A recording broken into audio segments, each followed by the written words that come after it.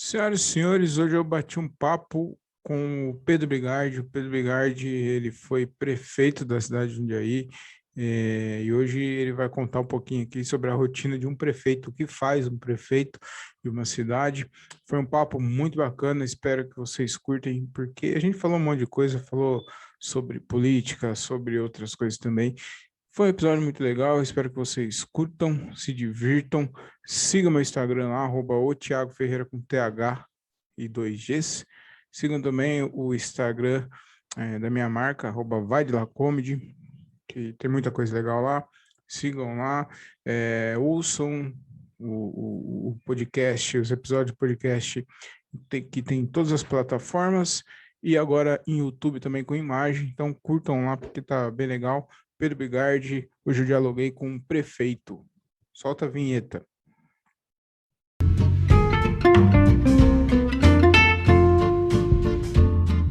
Estamos começando mais um diálogo de um cara só, e hoje eu vou receber aqui um político, um ex-prefeito, o Pedro Bigardi. Muito obrigado por aceitar o convite, por se disponibilizar por bater um papo aqui com a gente. Muito obrigado e seja muito bem-vindo. É um prazer estar aqui com você. Fica à vontade, estamos juntos aí. E aí, Pedro, tudo bem? Para começar, eu queria começar com uma pergunta que eu tenho um pouquinho de dúvida, eu queria saber de você.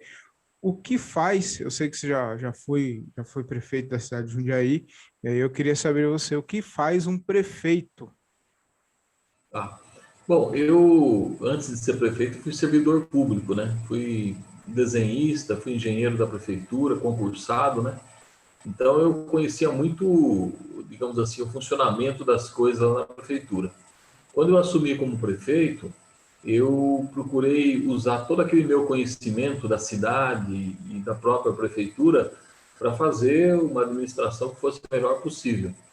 Então, o prefeito ele acaba realizando nos 4 anos um projeto, né, um programa de governo que a gente discute durante a campanha, é aprovado, é registrado em cartório, inclusive, mas ele acaba, então, fazendo esse programa de governo, que envolve obras, programas, ações, investimentos em áreas como educação, como saúde, como transporte, ele organiza, digamos, todas essas ações junto aos seus secretários, né? Nós temos secretários nessas áreas todas, então o prefeito tem esse papel de fazer essa articulação para que as coisas funcionem, né? Além disso, um papel importante também é captar recursos, né? O prefeito tem que buscar recursos em Brasília, no governo federal, no governo estadual, junto a deputados, né? A gente chama de emendas parlamentares, os deputados mandam verba também. Então, além de organizar um trabalho na cidade, também captar recursos fora do município. Isso é importante também. Então, linhas muito gerais, é o que o prefeito faz. É uma agenda muito puxada. Eu falo que o prefeito é 24 horas no ar, né? Eu me lembro que quando eu era prefeito, eu deitava na cama e a gente estava sujeito a qualquer momento ter que acordar, levantar, cuidar das coisas. Quando chovia, Tiago, eu praticamente não dormia. A gente tinha um grupo na cidade, é curioso saber, só para você ter uma ideia de como é que funciona. A gente tinha um grupo que era formado por pessoas de diferentes secretarias, né? Defesa Civil, FUMAS, serviços públicos, que cuidavam dessa parte de um alagamento aqui, caiu uma árvore ali, houve um acidente, qualquer coisa que se refira a uma intempérie, né? E aí eu tinha esse grupo comigo no WhatsApp. Então, uma noite toda, quando chovia, por exemplo, a noite toda vinha informações do que estava acontecendo. Quer dizer, como é que você vai dormir, né? É. Então, é um trabalho de 24 horas. A gente tem que ter uma dedicação total. Mas, para mim, foi muito, muito prazeroso ser prefeito de Jundiaí. Muito, demais. Uhum. Você é de Jundiaí mesmo, ô Bigardi? Eu nasci em Jundiaí, nasci no Vianello, ali na rua Silva Jardim, né? Meu pai tinha um armazém ali de secos e molhados, próximo ao Bar Natura ali, né? O Mercadão, aquela região ali. Então eu nasci ali, vivi no Vianello, em todo o entorno aí, durante a minha vida toda, mesmo casado, tudo. Mas eu morei muito tempo ali na rua Tenente Ariapes, né? Próximo ali à rua 23 de Maio. E eu sou jundiaense, nasci aqui, sempre vivi aqui, nunca mudei daqui, né? Então, eu sou jundiaense mesmo. É minha terra, eu gosto daqui, trabalhei minha vida toda aqui, né? Uhum. Seja na prefeitura, seja como um consultor que eu sou hoje, mesmo alguns trabalhos antes da prefeitura, né? Que então eu tive também. Então, eu fui professor do Anchieta durante quase 10 anos, né? Professor de planejamento ambiental. Então, a minha ligação com a cidade é muito forte. Uhum. Ah, que legal. Bilardi, agora eu queria saber de você, eu já vi muita gente te elogiando, falando muito bem do seu mandato, mas já vi muita gente falando também, criticando e falando mal. Você considera que você foi um bom prefeito para a cidade de Jundiaí? Você acha que você fez bastante coisa para Jundiaí? Eu me considero assim, eu enfrentei uma fase de muita crise política e também crise de recursos, né? Uma crise econômica, né? O Brasil viveu uma crise muito grande a partir de 2014, né? Quando eu estava no governo. Então, houve uma queda de arrecadação muito forte dos municípios, então a gente sofreu muito com isso. Agora, apesar e também tem uma crise muito política, aquela coisa da polarização, né, de esquerda, direita, aquela coisa toda. Então, eu acabei enfrentando um problema muito sério aí do ponto de vista de crise política também. Agora, eu não tenho nenhuma dúvida, eu fui servidor público, eu posso comparar porque eu fui servidor público trabalhando com muitos prefeitos, muitos, e cada um deu a sua contribuição para a cidade, da sua maneira, né? Mas eu, desde 1979, quando o professor Pedro Fava, do prefeito ainda, e depois todos que vieram, eu acompanhei. E eu digo para você, não tenho uma dúvida que o maior nível de realizações da história foi feito no nosso governo. Uhum. Agora, é claro que a gente cometeu alguns erros do ponto de vista de comunicação, a gente acabou não mostrando tudo que nós fizemos, né? Por exemplo, nós fizemos mais de 2 milhões de metros quadrados de asfalto. Isso é mais do que o dobro do que foi feito nos últimos 4 anos de Jundiaí. Caramba. Mas a gente fez isso durante o governo. E o atual governo fez no finalzinho, fez nos últimos 6 meses de governo. E ficou Então, cafona. apareceu muito mais. Então, a gente não teve essas estratégias políticas, né? 4 UPAs, eu entreguei uma pronta e fiz e mais 3 estavam em andamento, que estão parados até hoje. Os viadutos que dão acesso a Jundiaí começaram todos no meu governo. Eu conquistei isso junto ao governo do estado, na época, governador Alckmin, e a gente acabou iniciando aquele viaduto da 9 de julho, depois foi feito os outros nos anos seguintes. Mas foi uma conquista do nosso governo. Então, se você for uniforme escolar, material escolar de qualidade, regularização de loteamentos, nós fizemos 2.500 habitações entregues. Nos últimos anos foi feito zero. Né? Só comparar 37 escolas reformadas. Quer dizer, você começa a contar o que nós fizemos em Jundiaí, foi muita coisa, muita coisa. Só que talvez não tenha feito uma propaganda adequada, propaganda no sentido de mostrar o que está fazendo, não um marketing vazio, né? E funcionalismo público, né, teve o maior número de benefícios da história. Quem diz isso são os próprios servidores públicos, o maior número de benefícios da história. Aumento de salário, questão de carreira, melhorias de condições de trabalho, um monte de benefícios todos. Então, assim, eu tenho certeza absoluta que nosso governo foi muito, muito, muito, realizou muita coisa. Uhum. Agora, o que pegou? Eu tive muito ataque, né, político por conta dessa polarização esquerda-direita, foi muita, muita pancadaria. E depois que eu saí do governo, se fez uma propaganda muito negativa em cima de mim, muito, demais, né? Os meus adversários me atacaram muito para me destruir politicamente, né? Essa fiquei 1, 2, 3 anos levando pancada, né? O Pedro acabou com as finanças da prefeitura. Poxa, eu saí da prefeitura com todas as minhas contas aprovadas, todas, todas. Eu saí da prefeitura com uma dívida, eu falo dívida no sentido de investimentos, você vai captar um recurso para construir alguma coisa. A gente chama de dívida fundada. Tinha 170 milhões. Quando eu entrei, tinha 300 e poucos milhões. Eu abaixei para 170 milhões. Agora está em quase 500 milhões. Quer dizer, olha o absurdo. E falam que eu endividei a prefeitura. Ao contrário disso. Então, assim, eu não soube, talvez, fazer a propaganda adequada, e tive problemas, do ponto de vista, quando eu saí da prefeitura, realmente teve muita propaganda contra, e isso acaba gerando uma ideia falsa na cidade, né? Então, mas eu não tenho dúvida, eu fiz muita, muita coisa nesse período de 4 anos. Agora, teve coisas que nós não terminamos, né? Uhum. Isso também que não é legal, né? Se tivesse concluído as UPAs, se tivesse iniciado o BRT, que é um projeto muito moderno de ônibus na cidade, que a gente conseguiu recursos, abrimos a licitação, mas não conseguimos iniciar a obra. Então, por conta da crise econômica, a gente teve que segurar algumas coisas e não conseguimos concluir. E Uhum. aí o pessoal explorou demais isso, né? Uhum. É, você falou aí da rivalidade, né, política entre esquerda e direita. Você acha que a cidade, ela é o que eu vejo hoje é uma cidade de direita, Jundiaí. Eu posso estar muito enganado aqui, posso estar falando, eu sou leigo, né, no assunto, mas eu vejo isso, eu observo que a cidade de Jundiaí, o estado de São Paulo, em geral, é de direita. Você acha que pelo fato de você ser de esquerda contribuiu bastante para dificultar a sua vida assim na política, denegrindo você e fazendo essa propaganda negativa, Bigardi?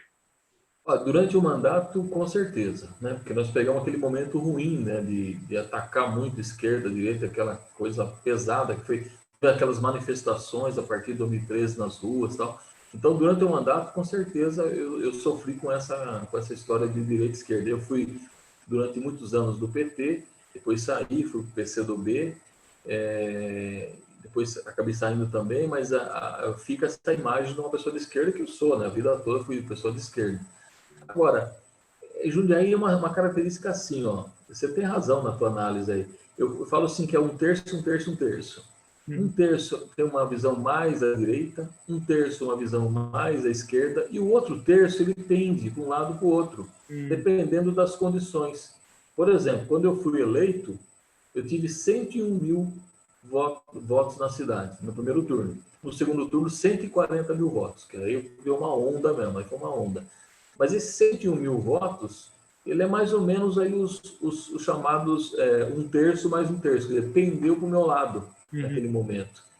Na eleição seguinte, eu tive 85 mil votos. Eu tive um pouco mais que esse um terço, vamos chamar assim, mas uma parte migrou para o meu adversário. Então, tem uma parte da população que ela migra para cá, migra para lá, ela não é nem de esquerda nem de direita, ela acompanha mais ou menos a situação daquele momento. É isso que define a eleição. Por isso que não dá para dizer que a cidade dela é só conservadora ou ela é de direita, não é isso. Ela vem de acordo com a análise que ela vai fazendo, né? Uhum.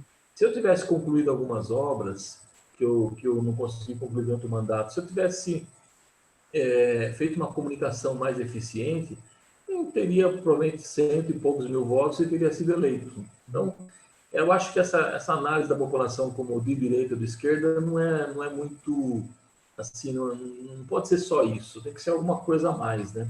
E essa coisa a mais é a percepção que as pessoas têm do momento que está vivendo, né? Eu sempre fui muito bem votado na periferia.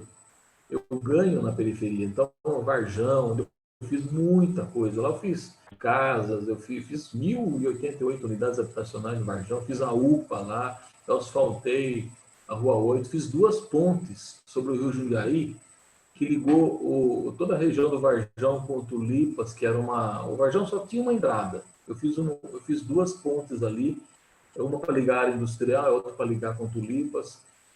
Reformei a unidade de base de saúde, fiz 2 escolas novas lá. Quer dizer, olha o que eu fiz naquela região. O São Camilo, que eu comecei toda a reurbanização, fiz uma unidade básica bacana lá no São Camilo também. Iniciei todo aquele processo de reurbanização. Quem passa no São Camilo hoje vê aquela mudança que teve, exatamente foi iniciada no nosso governo. Então, assim, eu ganho mais na periferia e eu perco mais nas áreas mais centrais. É curioso isso. Eu acho legal isso, tem uma identificação muito grande com o povo, um povo mais simples, um povo que precisa mais. Mesmo. Eu investi mais nos bairros. Isso, claro que eu fiz muita coisa nas áreas centrais também, mas eu investi muito nos bairros. Né? O povo que mais precisa e o povo que normalmente é esquecido, né? Infelizmente é isso, né? Ah, O pessoal comentava assim, Tiago, que o Novo Horizonte, o Almerinda Chaves, aquela região que a gente chama de vetor oeste, né? Ela não tinha investimento. Ela ficou anos, décadas sem nenhum investimento. Era só casa, casa, casa, casa. Não tinha nada de equipamentos. E eu levei isso para lá. uhum. Né? Agora, você vê como é que são as coisas? Na eleição, eu tive praticamente a metade dos votos lá. Eu não tive a maioria, tive a metade.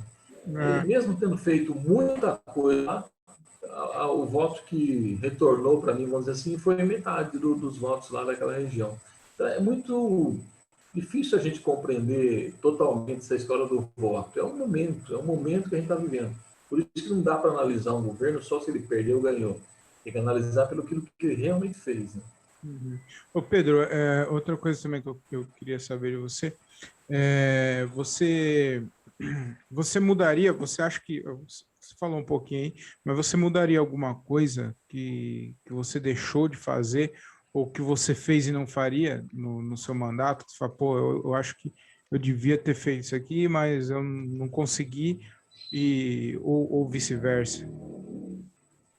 Eu mudaria assim algumas coisas. E é engraçado, né? Quando você sai do governo, a gente não enxerga isso. E mesmo lá dentro, às vezes você não enxerga os erros, as falhas que tem.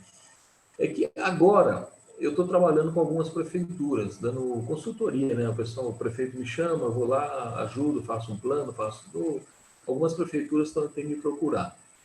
E aí, quando eu estou olhando mais de fora, digamos assim, estou percebendo algumas coisas interessantes que eu podia ter feito diferente no meu governo. Por exemplo, eu sou uma pessoa que eu gostava muito de cuidar de todos os projetos, tudo passava por mim ali e tal. Mas eu devia estar mais na rua. As pessoas queriam mais a minha presença, às vezes, do que propriamente um vencimento no bairro. Então, eu queria me ver, conversar comigo. Eu andava muito, eu estava muito na rua, mas eu devia estar mais. Eu devia ter ficado mais na rua do que no gabinete. E eu acabei ficando por conta de realizar as coisas. Então, essa é a primeira mudança. Segundo, eu teria feito uma comunicação mais eficiente, mais próxima das pessoas, explicando ali no bar por que eu estou fazendo aquilo, né? Por que eu fiz aquilo. E aí a proximidade também é para isso, você explicar por que você está fazendo aquelas coisas. E terceiro, eu teria feito alguns projetos um pouco, talvez, num ritmo diferente. Eu teria entregue algumas coisas, por exemplo, as UPAs, se eu tivesse feito as UPAs um pouquinho menor tamanho, porque ela é muito grande, são as maiores UPAs do Brasil. Se tivesse feito um pouquinho menor e corresse um pouquinho mais, eu teria as 4 UPAs funcionando, não uma só que eu entreguei. Então, eu acho que tem feito um cronograma, digamos assim, de obras um pouco mais enxuto, mais adequado, né? Então, eu teria feito algumas correções e isso daria um bom resultado, tenho certeza disso. Uhum. Agora, também não dá, né? A gente pega um período muito duro, de muita crise, de muita cobrança pela política vazia, não pela uma coisa boa, e aí você acaba enfrentando tudo isso, realizando muita coisa, e às vezes a análise é feita só, o Pedro é da esquerda, o Pedro era do PT, então vou votar no outro. Então, essas coisas que eu acho que atrapalham um pouco. Mas eu teria feito algumas correções assim. E uma outra coisa que eu aprendi, tudo tem que passar pelo gabinete. Eu descentralizava, eu queria que os secretários fizessem as coisas, mas eu teria feito tudo com um controle mais rígido do gabinete, para que as coisas funcionassem, digamos, não abrisse muito, vamos fazer isso, não, fazer aquilo que é realmente prioritário. Eu teria que ter um controle maior. Eu aprendi, né? Estou aprendendo, faz parte da vida. Né? Pedro, você falou, né, de ter é, digamos assim, um controle maior sobre algumas coisas e tal. O prefeito, quem bate o martelo numa cidade é o prefeito, as decisões são É, tomadas pelo prefeito. Porque a gente vê muito falar, ah, não, o presidente ele está lá, mas ele não manda em nada lá, porque até chegar nele tem que é outra coisa, é diferente. Então, eu queria saber do prefeito. O prefeito ele tem o poder, assim, não, eu que mando, se não for do meu jeito, não vai acontecer. é claro, digamos assim, a palavra final é sempre o prefeito. É claro que você tem outras esferas de governo. Por exemplo, você tem a Câmara Municipal. Então você pega, você faz um projeto. Se você manda para a Câmara e a Câmara não aprova, aí você não consegue realizar aquilo. Mas a minha relação com a Câmara foi muito boa. Eu aprovei praticamente tudo na Câmara, que eu sempre discutindo, debatendo, corrigindo coisa, voltando. Mas assim, a minha relação com a Câmara foi muito boa. Quando você tem uma Câmara contra, seja no governo federal, na Câmara dos Deputados, Senado, seja no estadual, aqui, Assembleia Legislativa, os deputados, ou no município, quando está contra, aí é difícil. Aí você amarra mesmo, você quer aprovar, né? Principalmente no federal, viu? O presidente quer aprovar sei lá, um aumento do salário mínimo e o Congresso não aceita, complica. Agora, no município é menor essa crise, vamos chamar assim. Mas a última palavra, do ponto de vista de realização, é do prefeito, mas sempre respeitando os demais poderes. Né? Você tem uma legislação também, Tiago, é bom dizer isso, que controla toda a nossa ação. Ah, você tem que aplicar 25% na educação, no mínimo. Você tem que fazer tal coisa. Você não pode passar o índice de gasto do funcionalismo. Ah, eu quero dar aumento do funcionalismo, mas não posso porque tem um limite. Então, esses limites da lei você tem que respeitar, senão o Tribunal de Contas não aprova suas contas. Hum. E eu aprovei tudo. Graças a Deus eu aprovei tudo, porque eu estava... E as notas, porque o Tribunal de Contas ele aprova as suas contas, mas ele dá nota. Nota para educação, nota para planejamento. Eu tive todas as notas boas. Por isso que não é justo, não foi justo esse linchamento que fizeram comigo depois que eu saí do governo, né? E eles tinham toda a imprensa, vamos dizer, sobre a sua batuta, né? Então eles faziam todo dia um linchamento, mas eu tive todas as minhas contas aprovadas, graças a Deus. Mas é isso, no final das contas o prefeito é que define. E eu pedia para o meu secretário sempre trazer o que ia ser feito, a gente aprovava juntos e depois ele tocava. Essa é a diferença que eu falei para você. Eu tinha que, depois que aprovasse, acompanhar com muito cuidado ali tudo que está sendo feito, para que não se extrapolasse coisa, que não fizesse coisa a mais, ou desperdiçasse dinheiro. Então, esse controle maior tem que ter sido feito. Uhum.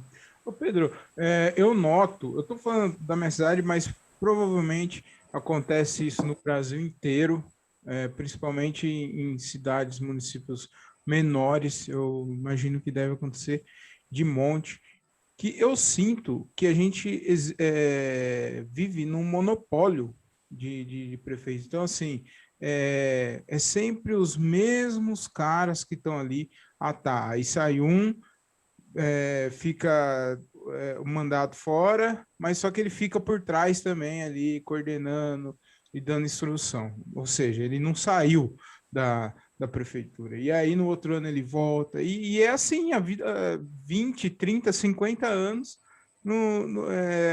dominando a cidade, né? Eu estou falando de Jundiaí, porque é o que eu vejo, né? Mas isso deve acontecer no Brasil inteiro, principalmente por municípios menores aí no interior, isso daí deve ter demais. Por que você acha que acontece isso, Pedro?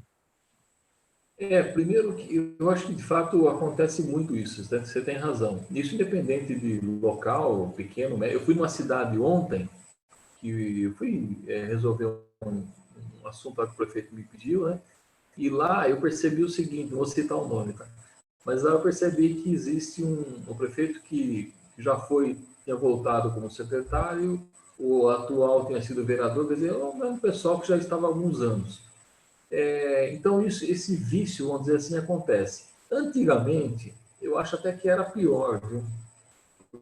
Porque antigamente a gente tinha assim, o governo, a campanha, naquele momento, aquela campanha tradicional de papel, de comício, aquela coisa, e era difícil as pessoas se ligarem na política, vamos dizer assim, porque era pouco instrumento de comunicação. Hoje, com essa rede social toda que a gente tem, a facilidade de você reconhecer o que está acontecendo, ver pessoas, tal, é muito maior. Tanto que surgiram nos últimos anos alguns nomes novos em muitas prefeituras, em câmaras, tal, que surgem por conta desse movimento na rede social. Então, eu acho que uma forma de quebrar essas hegemonias de sempre os mesmos é através da comunicação. Comunicação é rede social mesmo. Falar, o que você está fazendo aqui hoje é muito legal, Tiago. Você está ouvindo uma pessoa que já passou por lá, está falando do que eu acertei, do que eu errei, o que eu acho da política.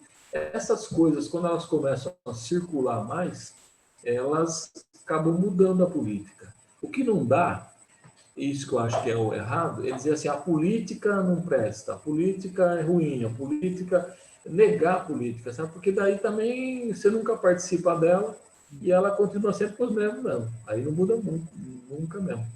E o que eu acho também é que tem vereadores. Os vereadores que estão no cargo, eles têm mais condição de se apresentar para a comunidade o tempo todo, porque ele é vereador, então ele vai lá visitar uma família, ele vai ajudar outra, ele está sempre presente. Então, o cara vê, o cidadão vê o vereador trabalhando. Então, para mudar aquilo, é mais difícil, vamos dizer assim, porque ele está ali no cotidiano do cidadão. Né? Quando muda é porque aparece um nome novo, um nome alternativo, alguém que fez alguma coisa interessante.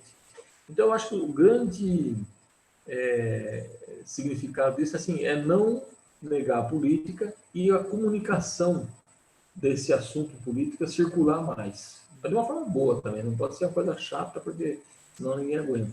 Mas a comunicação ela pode mudar isso. Ô Pedro, você disse que você hoje ainda presta algum serviço para a prefeitura, né?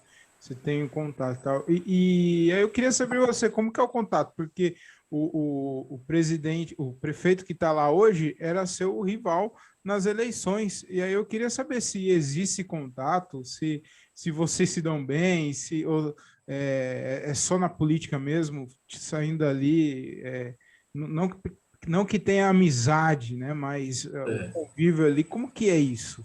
O cara que tava antes de mim lá brigou é. comigo para entrar aqui no meu lugar e tá aqui prestando serviço para mim. Eu queria que você Não, contasse não. um pouquinho sobre isso. Não, é só explicar, Tiago. Eu estou prestando consultoria em outras cidades, não é Ah, Jundiaí, não. entendi. Cidades do interior, outros lugares. Não, aqui não, eu não tenho nenhuma relação com a prefeitura, não.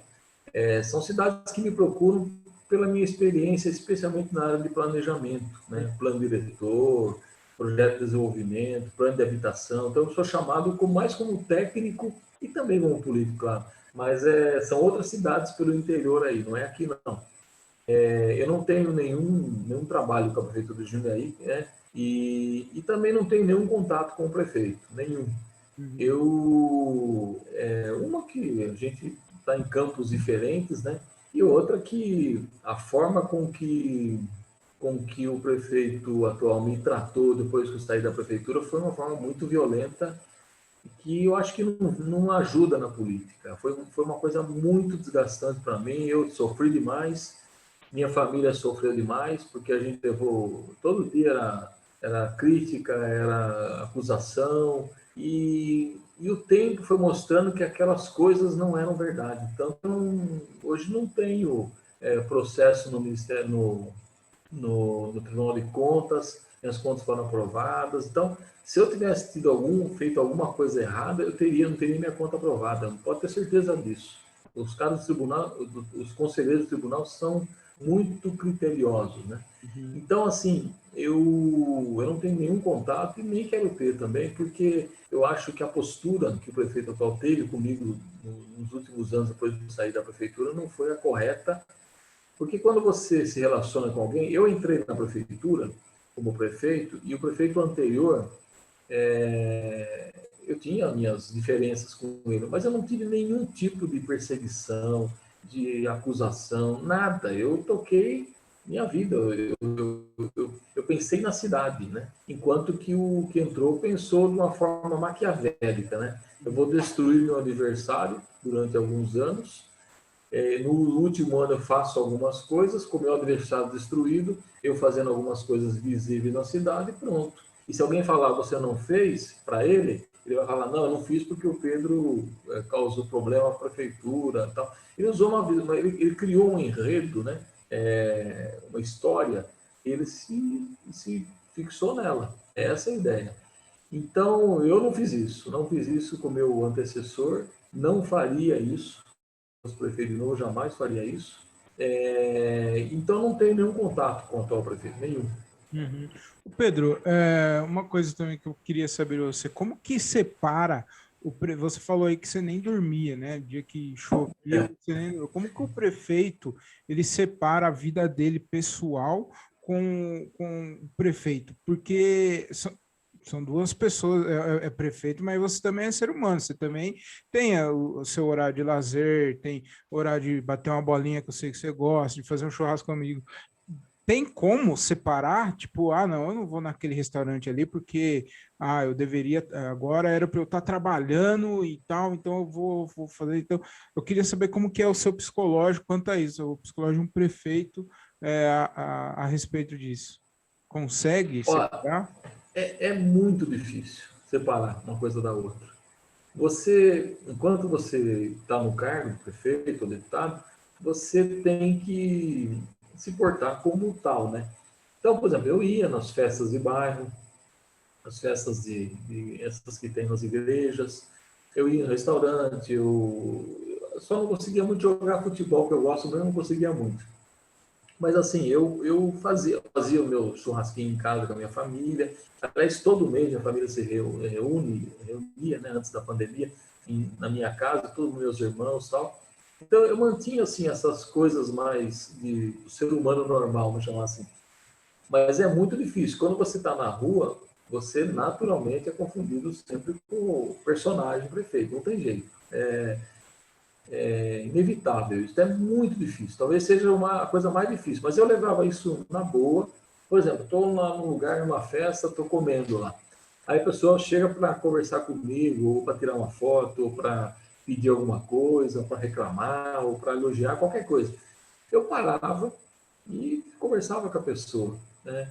A gente fala, não, você tem que estar comendo aquela. Não, você tem que sempre dar atenção. Isso é importante. Agora, você vê, eu talvez tenha sido o único prefeito que, quando teve o carnaval, especialmente o refogado do Sandi, né? Eu todo ano saía no refogado, eu saí 15 anos no refogado, eu, minha mulher, minha filha. Aí, quando eu era prefeito, eu falei, eu não vou lá, vai ficar esquisito, né? Eu botei uma fantasia e fui lá abrir o carnaval, entreguei a chave do carnaval lá no. Foi a primeira vez que o prefeito foi. Eu desfilei um pouquinho, né? Depois eu acabei saindo lá e tal, mas eu tive lá, tinha que estar lá. Uhum. Então, assim, não dá para você anular a tua vida pessoal, mas é muito difícil a separação entre a pessoa do prefeito e o cidadão, né? Vamos chamar assim. Mas eu Você levei isso na boa, viu? né?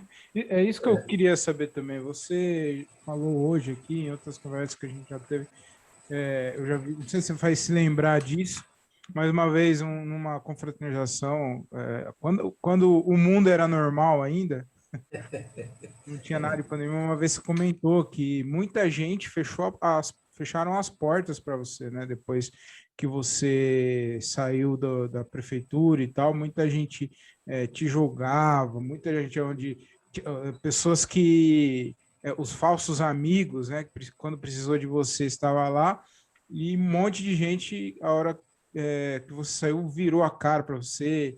É, você teve muito problema, né, Bigar, depois que você saiu da prefeitura. Eu queria que você contasse um pouquinho desse momento que você teve, como você lidou com isso e como você superou esse momento aí. Então, isso também é um fato. Quando você ganha uma eleição, você tem um grupo que te apoia, que te acompanha, que tem os amigos e tal, e você tem pessoas que vão chegando depois que você ganha a eleição, vão se aproximando, é natural. Então, o mundo em tua volta fica muito maior, em termos de pessoas, de apoiadores, ele cresce, né? E aí eu toquei o governo com as pessoas que estavam e as pessoas que vieram depois. Quando eu saí, eu sou um profissional, eu sou um engenheiro civil, vivo do meu trabalho, sou aposentado também, então eu vivo da minha aposentadoria e do meu trabalho, né? E eu não tenho bens, eu não fiquei, não fiquei, não usei o governo para absolutamente nada, além de fazer as coisas pela cidade. Então, quando eu saí da prefeitura, eu tive muita dificuldade. Eu fiquei alguns meses sem conseguir trabalho, né? E isso dificultou um pouco a minha vida.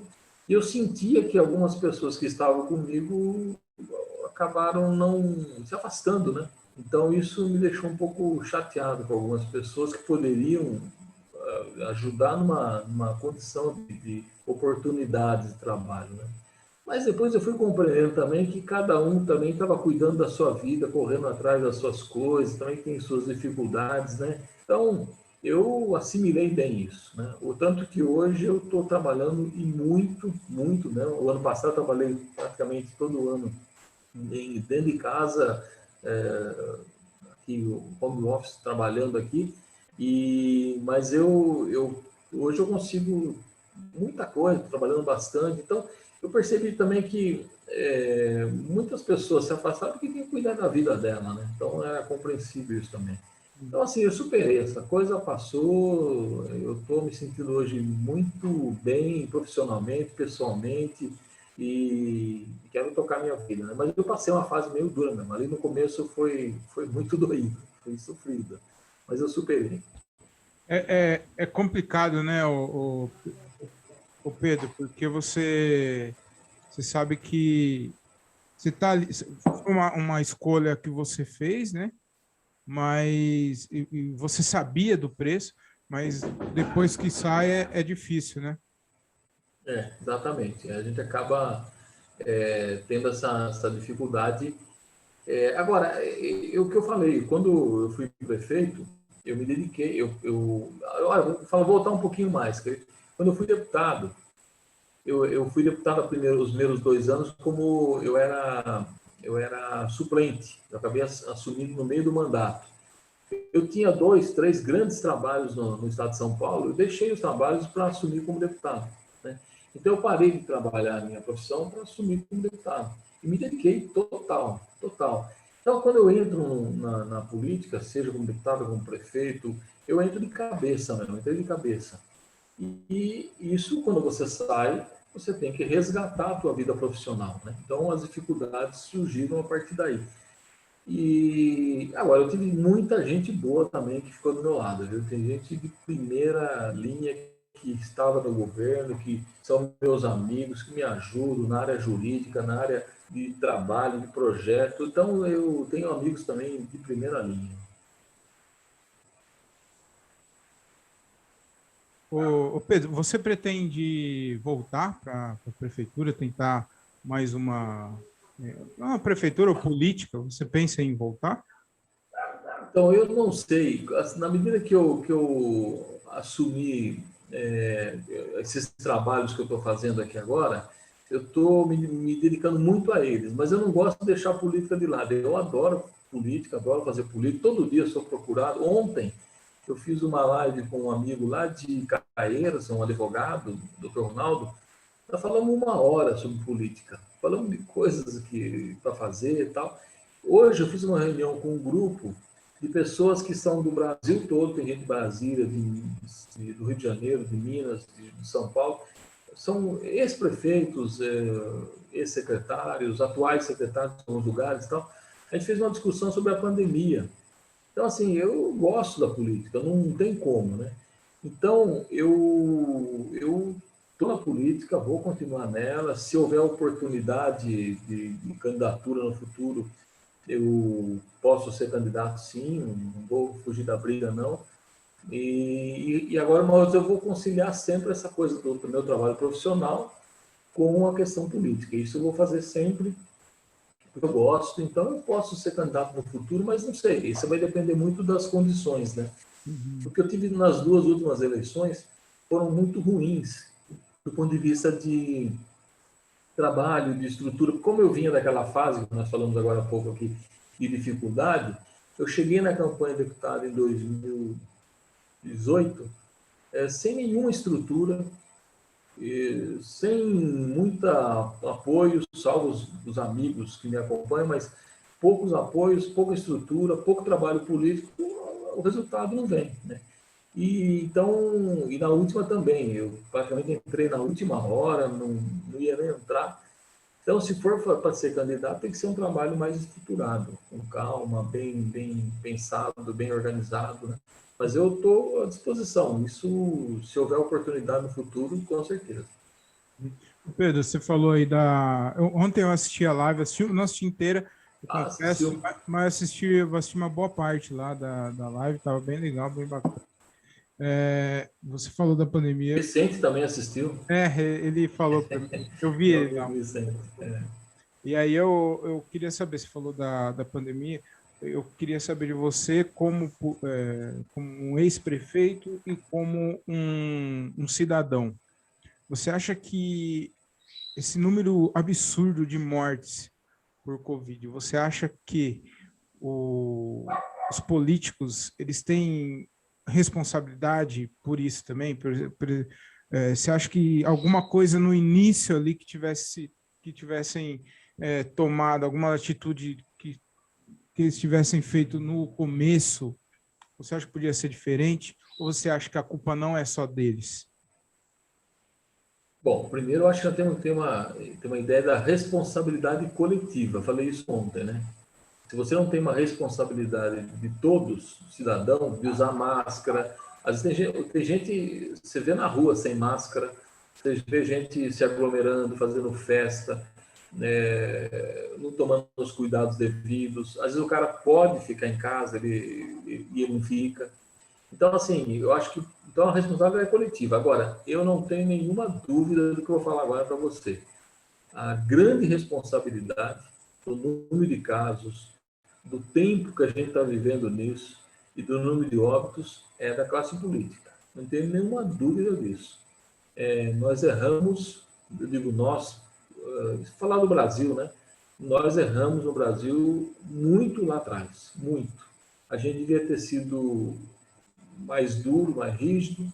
A gente deveria, naquele momento, porque se a gente também é mais rígido no começo, a gente teria hoje talvez as atividades voltando muito rapidamente, né? Então eu acho que faltou essa história da vacina. É uma vergonha o que está acontecendo. A gente não tem vacina. Eu vi uma entrevista ontem do governador falando que talvez falte, porque não comprou lá atrás, né? Faltou comprar lá atrás, né?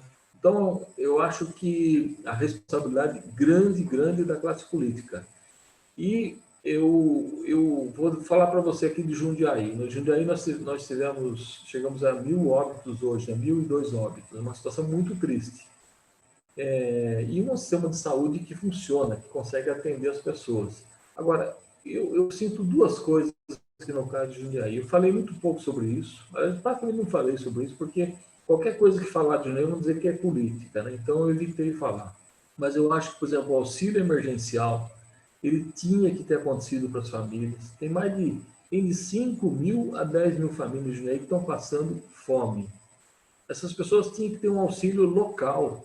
A cidade de Nova Odessa fez um auxílio emergencial. Louveira, se não me engano, fez um auxílio emergencial. Capital fez.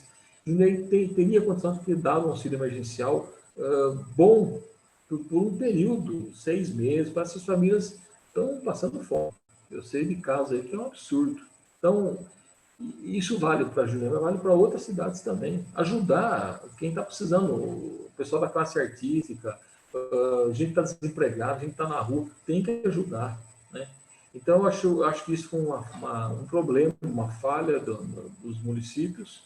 É claro que o grande problema não está aqui, o problema está lá no governo federal, que falhou na questão da vacina, que falhou na questão da demora do isolamento social, que desprezou o Covid, desprezou a situação que a gente estava vivendo. Então, eu acho que isso é um problema. Agora, e talvez uma fala assim mais contundente, um plano mais contundente, as pessoas entenderem da importância de cumprir as regras. Jundiaí tem hoje o menor índice de isolamento do estado de São Paulo. É um absurdo. É 34%, 33%, 36%. é muito baixo esse índice, né? Então, assim, eu acho que a classe política, como os governantes, né? Especialmente os que estão nos governos, né? E especialmente o governo federal e os governos estaduais, os prefeitos ainda sofreram muito, na verdade, muito mais do que erraram, eles sofreram mais, mas eu tenho uma responsabilidade muito grande nessa história. Uhum. Ô, Pedro, você tem hater? O pessoal te enche o saco, te enche muito o saco na internet ou é tranquilo hoje? Tá, tranquilo, tem algumas coisas que entram, tá, mas é pouca coisa. Eu tenho usado um pouco a rede social nesse período, porque eu evitei falar muito da pandemia, porque eu acho que não dá para a gente entrar muito na discussão política nesse momento que a gente está vivendo. Então, eu tenho usado pouco rede social, mas eu não tenho tido problema, não. Aparece de vez em quando um outro lá, mas é natural também. Às vezes é algum fake também que aparece. Então, mas eu não tenho problema, não. Nem na rua e nem na rede social. Esses negócios de hater é complicado porque as pessoas, elas têm que saber separar também esse negócio de partido, né? Não é porque o cara é do PT que ele é um cara xarope e não é porque o cara votou no Bolsonaro que ele é um cara idiota também, né, cara? A gente tem que É, respeitar o partido do cara e saber separar. Mas e o mais engraçado é também que essas pessoas que ficam xingando, depois que inventaram o celular, essas redes sociais, todo mundo ficou corajoso, né? Porque com o celular na mão, sentado na cadeira, é fácil você ir lá xingar o cara, tudo, né?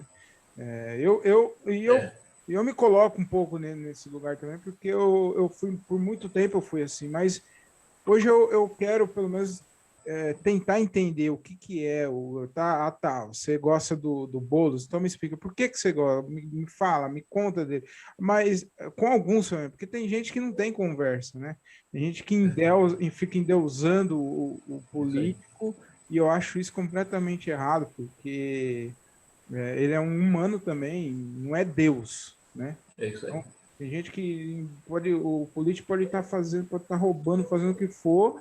Não, ele é intocável, não fale mal do meu menininho. Então, eu acho isso um absurdo, né?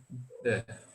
Eu acho também, eu acho que não tem Deus, esse endeusamento é ruim. Eu falo, não tem mito, não tem salvador da pátria. São pessoas que têm os seus defeitos e qualidades. E a gente volta naquela situação que eu falei para você, do um terço, um terço, um terço. Um terço tem uma visão mais à direita, uma visão mais à esquerda, e aquele outro um terço vai pela análise que ele faz. Ele consegue. Então você vai julgar essas pessoas por um voto que ela deu, né? Uhum, Ou por uma preferência que ela tem. uhum. O debate tem que ser o mais sadio possível. Falei isso ontem na live, o mais verdadeiro e sadio possível. Não pode ser essa coisa, se você está desse lado, não gosto de você. Se relaciona, convive, constrói junto. Então, eu acho que isso deveria ser um pouco diferente. E Uhum. o que você falou bem, viu? A rede social virou um lugar em que o cara fala como se estivesse falando, sei lá, num canto, não é uma coisa aberta. Então, a responsabilidade tem que ser pensada, porque senão a pessoa vem, ofende, vai embora e está tudo bem. Né? Então, Eu, tem que tomar muito cuidado com isso. eu notei que realmente foi de um tempo para cá que ficou essa rivalidade que É, sempre teve, né? Meu pai sempre fala que alguns assuntos não se discute, que é política, religião e futebol. Isso daí são assuntos que você não. Embora meu pai gosta muito de uma discussão, né, Pedro Vigardo? ele gosta da resenha. Ele Só para gosta. explicar, né? Para explicar, o seu pai a gente joga bola junto, o Vicente, e ele é uma figura. Ontem até ele entrou lá perguntando como é que eu marquei o Neymar e não marquei ele, o Vicentão, ele fala. Eu falo que marcar ele é mais complicado porque ele não cai, o Neymar cai, né? Mas ele é uma figura e ele sabe separar. A gente brinca lá no futebol, eu tô com uma saudade danada daquele futebol lá da turma do Zé. Aquilo me faz um bem, cara. É curioso isso aí, olha. Quando. Eu não sei se eu já falei isso, acho que eu não falei, nunca falei isso. Quando eu saio da prefeitura e vivo um período muito difícil ali, na retomada da minha vida profissional, pessoal, eu meio que estava entrando em depressão. Deu uma situação um pouco difícil para mim, né? E o futebol, quando me convidaram para ir lá, aquilo me fez um bem, cara. Porque não é só o futebol, é o encontro das pessoas, você se relaciona. Você vê pessoas de 50, 60, 70. Tem uma pessoa com 75, 77 anos jogando futebol. Você dá uma impressão que a vida ela é mais do que uma coisa ou outra, é muito mais do que isso. Você está ali convivendo com pessoas que têm muito mais idade que você e está jogando bola, está convivendo, está brincando. A gente volta a ser jovem ali, né? Então aquilo me faz um bem, cara. Me fez um bem danado. Me ajudou muito. Parece uma coisa boba, mas não é não. Eu falo isso para ele. Aquilo me ajudou demais. Então eu adoro aquele ambiente, né? E ali você tem pessoas que pensam das formas mais diferentes possível. Mas a gente se encontra para fazer uma coisa prazerosa para todos nós. A vida deve ser assim. Você ter a coisa prazerosa com aqueles que pensam naquele momento da mesma forma, né? Não precisa você concordar em tudo, né? E ali é um respeito muito grande. E aí, voltando no assunto, eu queria saber se você acha que no futuro as pessoas vão se relacionar melhor quanto a isso, né? Poder sentar um cara de esquerda, sentar um cara de direita, a gente vê muito, virou futebol, parece que virou uma rivalidade igual futebol. Eu queria saber de você se você acha que um dia a gente vai ver vai ver a política dessa forma, de uma maneira, vai existir a conversa, vai existir o diálogo. Você acha que não, Eu, que é um caminho sem volta aí? eu acho que volta. Eu acho que vai. Eu volta por quê? Porque antigamente, se a gente estudar lá atrás, década de 50, 60, 70, apesar até da ditadura, a gente tinha nas câmaras, por exemplo, você tinha um debate político de pessoas diferentes, mas você tinha um debate político. Hoje não tem mais. A Câmara hoje não tem mais debate político. Eu acredito que a gente pode voltar a ter esse debate político sadio, com ideias diferentes, mas sempre de forma respeitosa. Eu fui deputado estadual de oposição, fui de oposição ao Alckmin, ao Serra, e a minha relação com eles é muito tranquila, muito boa. Tanto que ele mandou verba para Jundiaí, investimentos grandes para Jundiaí, mesmo sendo de oposição a ele lá na Assembleia. Então, eu acredito que é possível voltar sim. Deu para ouvir aí? Deu para ouvir, deu para ouvir. Então tá bom. Ô Pedro, outra coisa também, cara, tem um negócio.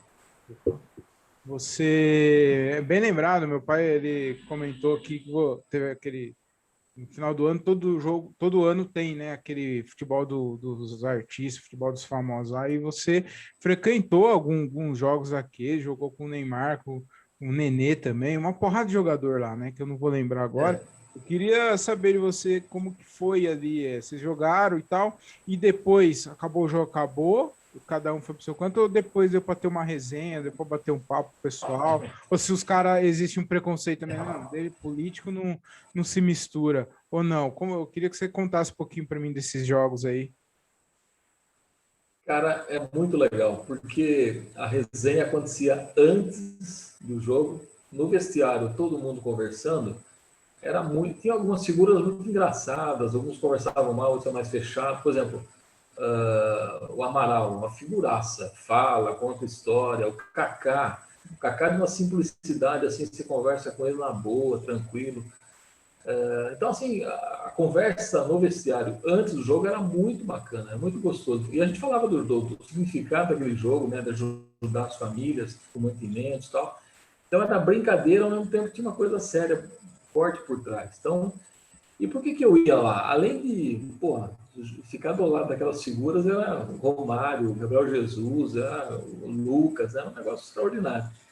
Mas além de estar ali, é, de gostar de conviver ali também, eu achava que eu tinha que dar o exemplo também. Se eu consigo entrar lá no campo e jogar um pouquinho, é uma coisa bacana. O prefeito tirou o terno, a gravata, foi lá e jogou com a turma. Eu fiz isso lá, eu fiz isso no bolão, quando o Falcão fez um jogo comemorativo, o Falcão fez um jogo bacana, eu joguei, né, lá no bolão.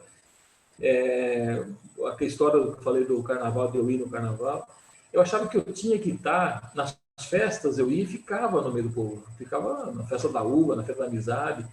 Eu achava que eu tinha que dar o exemplo e estar ali, participando, junto, né? Eu achava que isso ajudava. O prefeito está lá com a gente, ele é um cara igual eu, não tem diferença, né?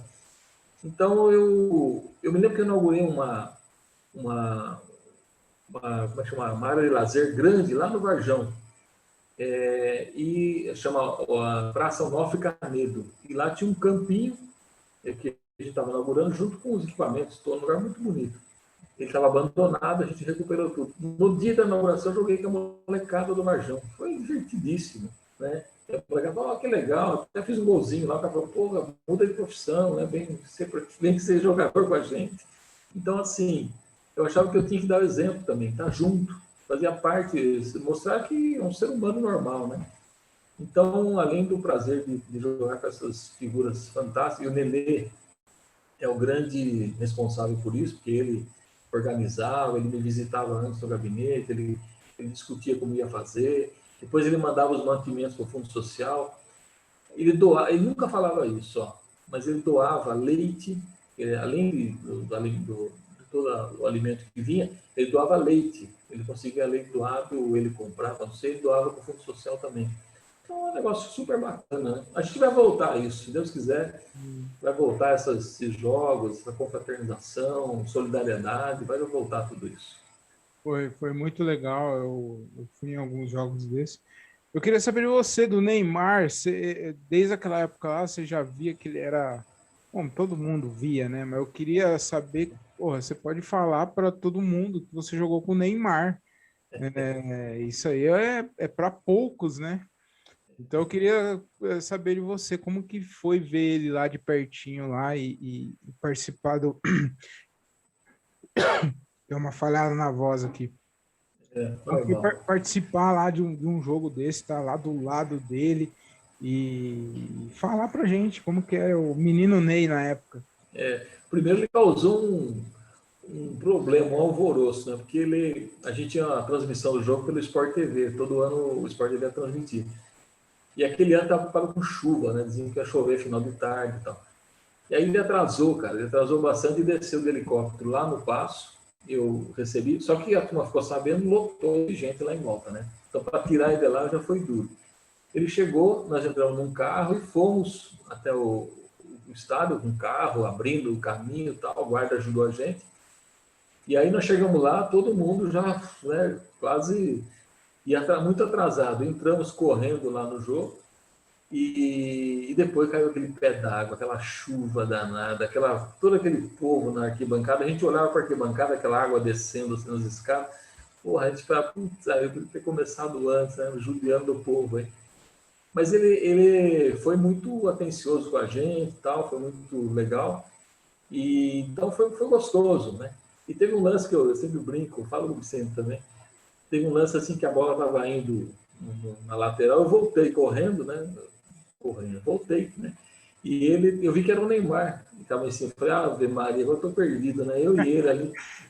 Só que a bola enroscou na água e eu consegui jogar para escanteio. Falei, pô, consegui tirar a bola do Neymar, já valeu minha vida, né? Mas agora, algumas figuras são mais. Ele é mais. É assim, o jeitão dele mais, né, na dele, né? Uhum. Alguns são mais extrovertidos, alguns são mais tímidos. O Gabriel Jesus é muito tímido, né? Então, cada um tem um jeito, né? Tem que respeitar. Sim, não, mas você tem história para contar aí, porque você jogou do lado do Neymar, isso daí é bem bacana. Ô Pedro, uma coisa que eu queria também perguntar, eu acredito que não, mas é uma curiosidade minha. Ah, você não precisa falar de você, mas o que você acha, né? Assim, você acha que você falou que você tinha muito, você estava muito com o povo, né? Você jogou bola com o pessoal lá do parque que você inaugurou e tal. Você estava sempre nas festas. Tinha algum dia que você estava assim, com o saco cheio, porque você é um humano também, então você estava com o saco cheio, assim, cansado, cheio de problema, estressado, e aí você falou, pô, eu vou ter que ir lá na festa da uva, lá ainda hoje, ver aqui, ouvir os forró da vida lá, mas eu vou ter que ir lá. Já aconteceu algum dia assim de você estar meio desanimado, mas falando, não, vou ter que ir lá ou não, você não, sempre foi disposto e abriu mão dessas coisas assim.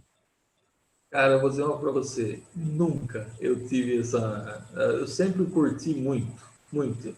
Por exemplo, jogos regionais. Eu vou contar para você. Nós sediamos aqui os jogos regionais. Foi uma festa maravilhosa. Foi uma das melhores organizações de jogos regionais. Eu ia ver jogo. Depois eu saí da prefeitura para ver os jogos. E aquela final, o basquete que ganhou, foi um negócio maravilhoso. Quer dizer, eu não vou estar nessas coisas, tem que estar. Né? Eu só não gostava muito, já para dizer que eu gostava de tudo aqui, eu não gostava muito, por exemplo, de ir para Brasília, ficar lá, sabe, 2, 3, 5, 10 dias, não ficar circulando lá, porque tem gente que vai e fica lá 4, 5 dias em Brasília. Eu achava um saco aquilo. Então eu ia para Brasília, fazia minhas agendas lá de visita ao ministério, deputado, tal, e voltava. Às vezes eu ia voltar no mesmo dia, às vezes eu voltava no dia seguinte. Então eu achava um saco quando eu ia para Brasília, eu gostava de ficar aqui mesmo, né? Circular por aqui. E mas assim, do ponto de vista de não vou lá hoje, tal, não. Até porque quando não está muito afim mesmo, eu não ia mesmo. Então, mas assim, má vontade, nunca. Sempre à disposição. Ô Pedro, todo mundo sabe que o ensino da prefeitura de Jundiaí é muito bom. Não só a prefeitura, né? Até a saúde também é referência. Tem muitos pacientes que vêm de outras cidades, tem paciente que vem de São Paulo. Já ouvi dizer que vem de outros estados para vir ser atendido no São Vicente. É um produto, os equipamentos lá de tecnologia muito avançado. Tem gente que reclama, mas tem gente também, eu vejo muita gente falar, elogiar tanto a saúde quanto a educação principalmente a educação da prefeitura de Jundiaí. E isso não é de hoje, é do seu mandato, do mandato de antes, e vem mantendo isso. Qual que é o segredo para a cidade manter isso? Manter uma educação boa, manter uma saúde boa, decente, no mínimo, qual o segredo? Eu acho que o principal fator são os profissionais. A gente tem um corpo de professores, de supervisores, diretores em Jundiaí, que tem uma dedicação muito grande, servidores públicos de vida mesmo, e que sempre tem oportunidade de ter treinamento, de ter atualização, sabe, são pessoas que estão sempre se atualizando, né?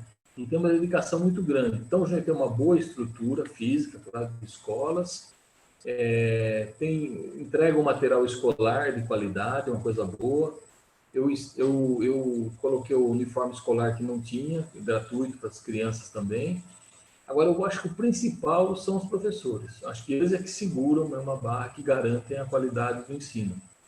No caso de saúde, também. Nós temos o São Vicente, que é um hospital referência, que vive sempre com muita dificuldade, do ponto de vista de recursos, porque Jundiaí mantém o Hospital São Vicente praticamente, e o governo federal manda, só para você ter uma ideia, Jundiaí coloca, vamos falar aqui, 150 milhões no ano, Jundiaí coloca 100 milhões. E o governo federal manda 50, só para facilitar a compreensão. O Estado não manda nada. Só que atende a região. Quer dizer, a gente mantém a região. Então, é claro que isso sempre tem dificuldade para manter. Tanto que quando eu entrei, o hospital já tinha muitas dívidas, 240 milhões de dívida, e essa dívida permanece. É difícil você resolver de um dia para o outro. Uhum. Mas ele sempre funcionou muito bem.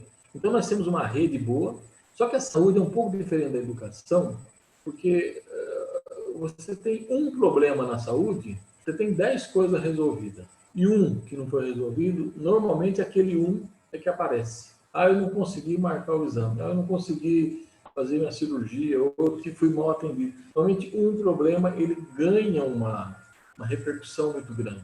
Mas eu entendo que tanto a saúde como a educação tem uma boa qualidade em Jundiaí, historicamente isso vinha acontecendo. E eu expliquei ontem na live, se, eu acho que é legal falar aqui, as 4 UPAs que eu trouxe, que eu criei, Norte, Sul, Leste e Oeste, e mais o PA Central que eu criei, eles vão aliviar o hospital. Eles resolvem os problemas nas regiões da cidade. Jundiaí é uma cidade muito grande, quando você tem a UPA lá na Vila Progresso, atende toda a região sul. É um hospital atendendo aquela região. Assim como na Zona Leste, na Ponte São João, lá no Varjão, e da Vila Hortolândia. Então, você tem solução na própria região. Isso alivia o hospital também e melhora a saúde. Então, quando as UPAs estiverem funcionando, pode ter certeza, a saúde vai ser muito melhor do que é hoje ainda.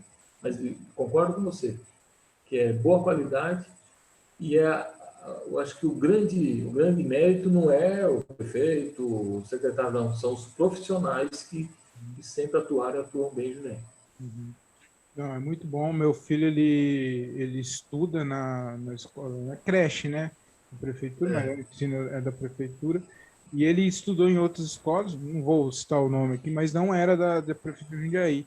E quando mudou a diferença era grotesca, assim, tanto com os pais, a gente de acompanhar, entender o ensino, então, eu nunca tinha visto nada parecido, assim, fiquei muito, gostei de verdade. Eu já via muita gente falando, né, elogiando, né, não, a prefeitura, o ensino da prefeitura de Jundiaí é muito bom. Meu filho, ele estuda na Argos, na creche Ah, Argos lá. é, Agora não, porque não tá, ainda não liberou geral, né? Mas é muito bom e realmente é diferente, é diferenciado. é. Ô Pedro, a gente tá encaminhando aqui pro final. Queria agradecer muito a sua participação. Foi um episódio bem legal mesmo, bem bacana. Tirou algumas dúvidas minhas aí, achismos, né? Espero que você tenha gostado. E aí, para encerrar todo o final do episódio, eu faço uma pergunta aqui para o meu convidado e eu queria encerrar também fazendo essa pergunta para você. Se você pudesse entrar numa uma máquina do tempo e voltar no passado e dar um conselho para o Pedro Bigardi do passado, que conselho você daria? E se você pudesse ir para o futuro, que tipo de conselho você pediria pro Pedro do futuro? Ele já viu, ele tá vendo tudo que está acontecendo aqui com a gente já passou pela pandemia. Então, que tipo de conselho você pediria para ele para chegar até onde ele está lá? Poxa vida, Muito boa essa pergunta, ah, né? excelente, ó.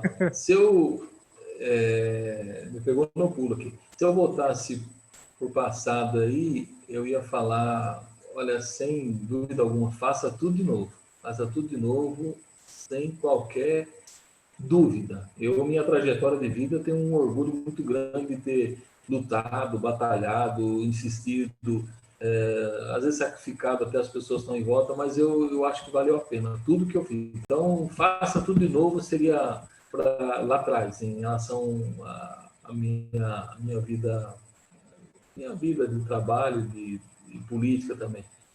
Agora, lá para frente, eu acho que eu diria que é possível fazer melhor se a gente estiver sempre perto das pessoas, ouvindo mais. Eu acho que isso acho que é uma coisa importante. A gente ouvir mais, que eu tenho feito muito isso hoje. Eu ouço, eu olho mais detalhes, eu ouço com muito mais cuidado as coisas do que eu fazia. Então, acho que eu amadureci, viu? Uhum, Então, eu acho que seria isso. Olhar com muito mais cuidado, com mais detalhe e ouvindo mais as pessoas. Acho que é uma coisa importante. tá bom. Pedro, Eu muito. queria agradecer, viu? Fica à Obrigado pela vontade, fica à oportunidade. vontade. Adorei estar aqui, poder conversar com você. Estou sempre à disposição. E a gente vai ter outras oportunidades aí, se você achar legal, porque eu gostei demais. Acho que gostei muito mesmo. Claro, eu futuramente, quando as coisas estiverem melhor aí, a gente vai bater um papo aí pessoalmente aí Ótimo. vai ser bem legal. Pedro, muito obrigado. E assim que melhorar as coisas também, eu vou Vou dar um pulinho qualquer dia lá no futebol de vocês lá e Legal. vou aprender, né? Porque lá o Vicentão, mas andou perde gol demais também. Ele, para fazer, Também. cada 5 gols que ele faz, ele perde 8, né? Depois ele faz a resenha e ele muda toda a história, né? Muda toda a história. Mas lá também a gente aprende todo dia, É né? legal, é legal. Pedro, muito obrigado, viu? Fica com Valeu. Deus aí. Obrigadão. Tudo Um de bom. abraço para vocês aí. Valeu. Tchau, tchau. Tchau.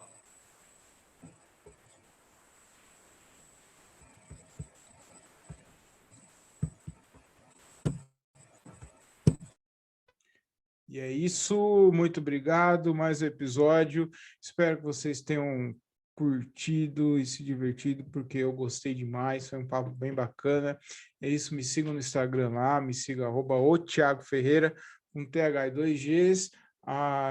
Também sigam a minha marca lá, Vai de Lá Comedy. Tem um monte de camiseta lá, curta, máscara, enfim.